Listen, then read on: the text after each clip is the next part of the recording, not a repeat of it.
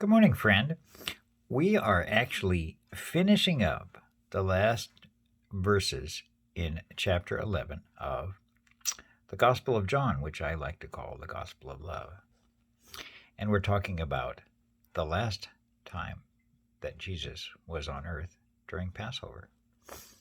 Now, the Passover of the Jews was near, and many went up from the country to Jerusalem before the Passover to purify themselves. They looked for Jesus and said to one another, as they were in the temple area, "What do you think? Will he not come to the feast?"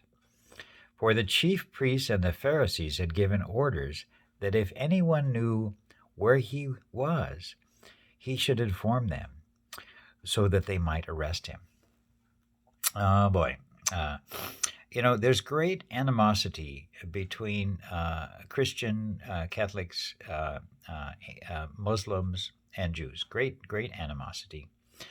Then, as now, just one contemporary example that you may not be aware of. Easter wasn't always on Sunday. Easter originally was celebrated at Passover. And at that time, it was the Christians, the Catholic Christians, that got tired of keeping track of when Passover was. That is a Jewish holiday. When we were celebrating Easter at Passover. And so they just arbitrarily decided, okay, it's going to be on a Sunday. Well, Passover changes from year to year based on a lunar calendar.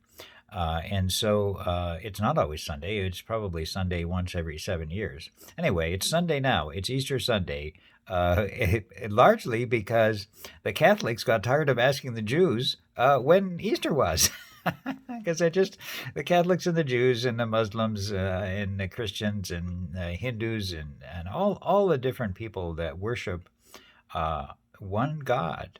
Oh, I take that back. The Hindus don't worship one God. They worship thousands of gods.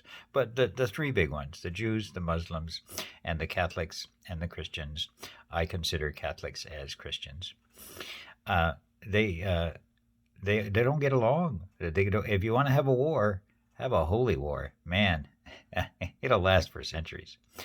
So when you get time to spend time in the Word, the holy Word of the Bible, have a look at the Old Testament, the tradition of the Jews, and the New Testament, the tradition of Catholics and Christians. There is wonderful truth in the Old Testament and the New Testament, and it will nourish your heart. Blessings to you and to your friends and to family and all those around you.